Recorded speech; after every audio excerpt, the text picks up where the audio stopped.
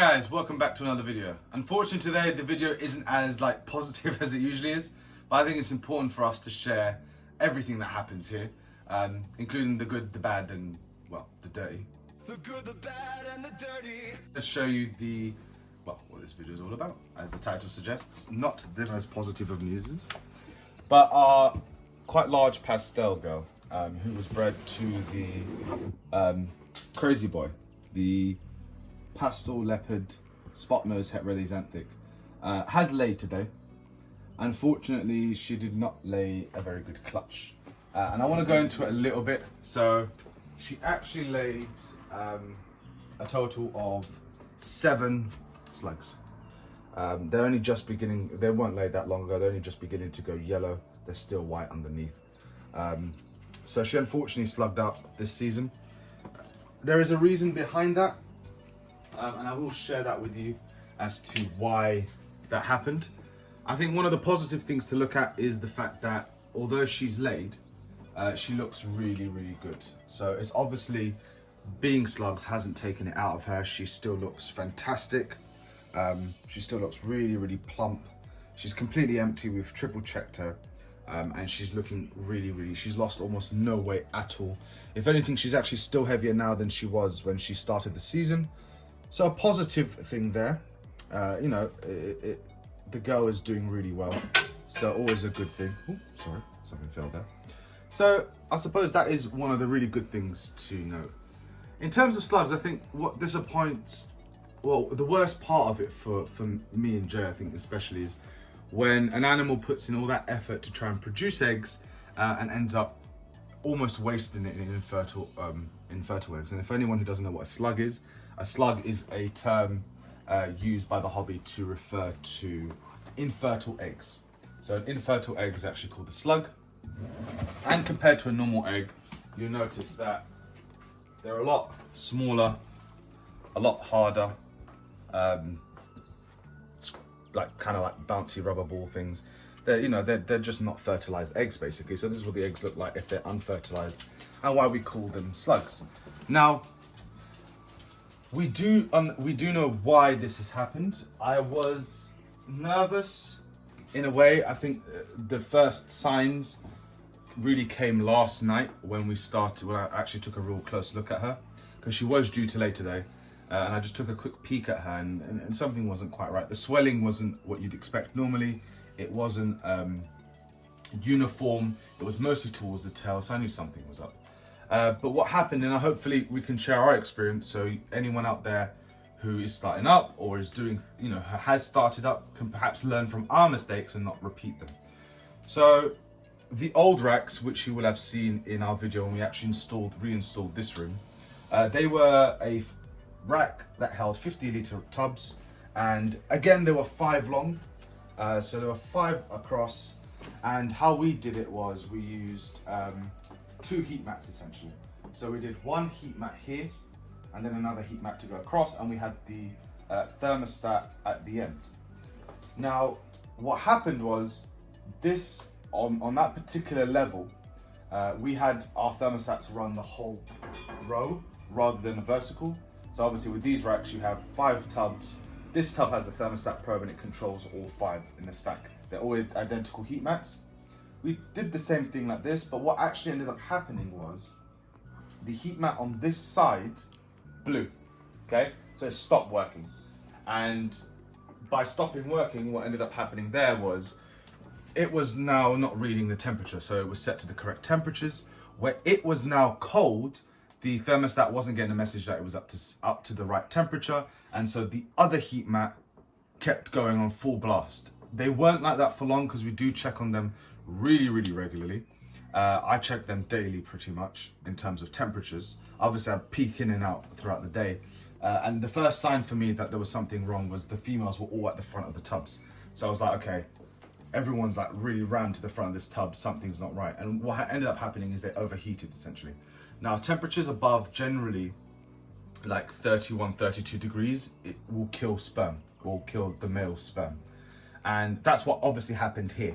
So if you look at all her pairings, the heat happened just before we got these racks. So it was around this sort of time here. So she only really had 1, maybe 2 locks after that heat spike. So everything, all the locks prior would have been void because the sperm would have been dead. There would have been no viable sperm left. Now, we did have a few pairings after.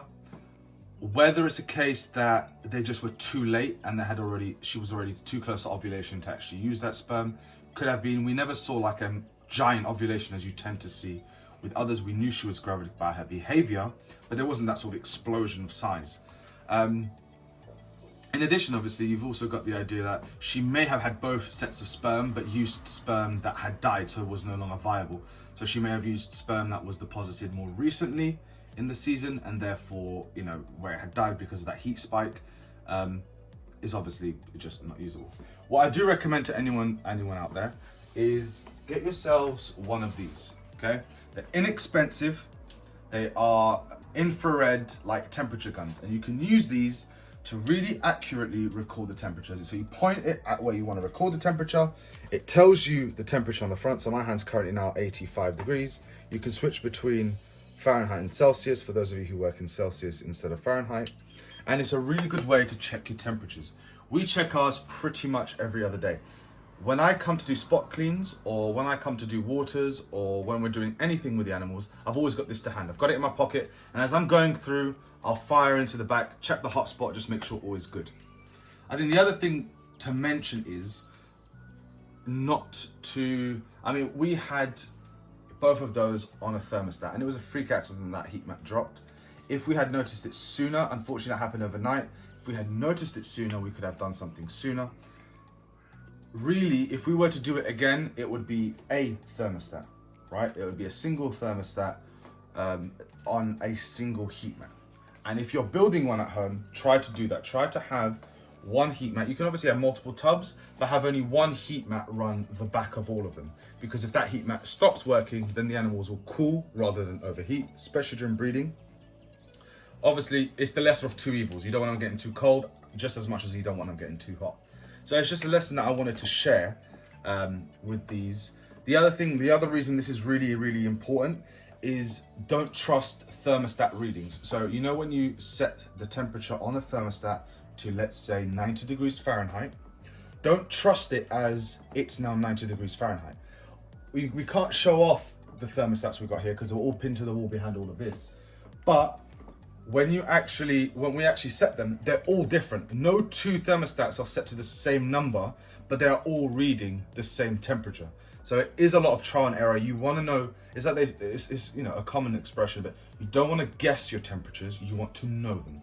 And this is probably the best tool out there. It doesn't have to be this particular one. There are loads of different models, loads of different things. The general idea is that it's an infrared heat gun. It tells you accurate temperatures, and you can use that to really, to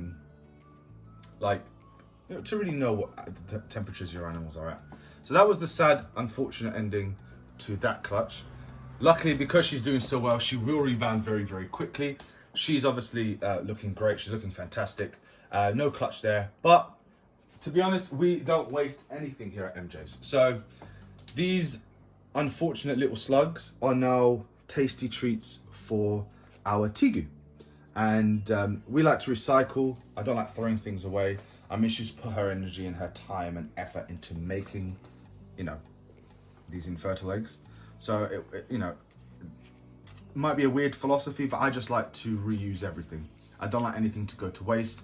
She put all that effort. It's a shame that she didn't put her effort into creating hatchlings, but we're not going to let that go to waste, and we will give some of these to Tegu now, see if she's hungry. Hello, honey. So, recycling materials such as these eggs, I mean, it's a great source of protein for a Tegu. It's a shame we don't have any more large lizards that could actually eat this egg. You want an egg, honey? You want an egg? Yes, you do. So, it's a nut. Oh, Lord. Oh. It looks like, I don't know if anyone can see that. She's kind of wasted that albumin a bit. Oh. Okay, she's shaking. But that we're gonna have to clean up. It almost looks like, what are those chocolates called? Is it the Cadbury cream eggs? Oh yeah. It's that kind of consistency, whereas normal albumin is really... Oh, she's making a mess there, boy. See if she wants a second one. And what I actually end up doing probably is refrigerating these. And then just allow her to eat them. But I'll give her as many as she wants now. And then, come on, lovely. Come, honey. Come take another egg. That's it, good girl. I mean, for everyone who wants to see the Tegu. I mean, she's being a bit private about her eating habits, which is unfortunate. Jay's getting in there for you. He's very trained. She's made a right mess up that wall. I need to go in there and scrub it. There's slime everywhere. But it's a way of recycling these eggs. Obviously, they're infertile. The only other destination for them would unfortunately be the bin. And I don't particularly like wasting this. You know, it's a good, healthy boost for the Tegu.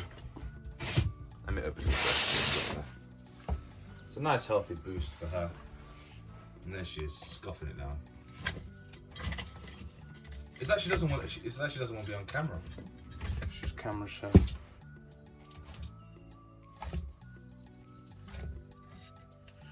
Is it sideways? Yeah. A part of me thinks she's trying to burst it. Is it gone? No, she swallowed that. Almost. Oh, Lord lovely. Oh, that's back. Gone? I'll see if she wants one more. This one. Smaller one. Have a look at this boob egg. It's not a boob egg, it's a very long infertile egg. Mm. Oh, bless you. Come on, lovely.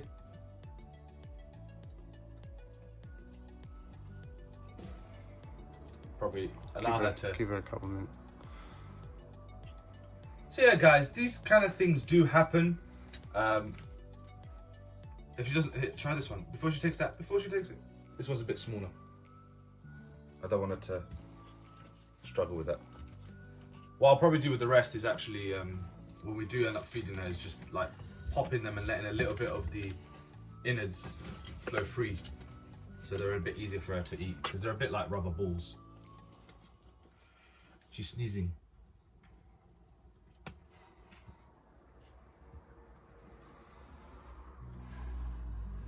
You done? Yeah, it looks like she's done. 2 eggs was enough for her. She's gonna wipe her face, and I'm sure she's gonna end up going to the basking spot. But yeah, guys, these sorts of things do happen. They're not the nicest of things to have to experience, obviously, but it's part of the hobby. You win some, you lose some, I suppose. And at least we can actually identify what happened, the reasons. Oh, hello, lovely. The reasons why she actually laid an infertile clutch. And thankfully now we're no longer using those old racks. We've got these new racks from Herpzoics that are doing fantastically well. And it's an issue that we can avoid in the future. So finishing here on the Tegu, I hope you enjoyed that video, guys. I hope you learned something. I hope if you are building your own racks, which work really well, you take some of these ideas into consideration. Hopefully our mistake, it will help others, prevent others or help others avoid making the same mistakes we've had. Don't forget to hit that like and subscribe button, guys. And until the next video, which will hopefully be on a much more positive note, we'll see you then. Tegu. Tegu. Bye.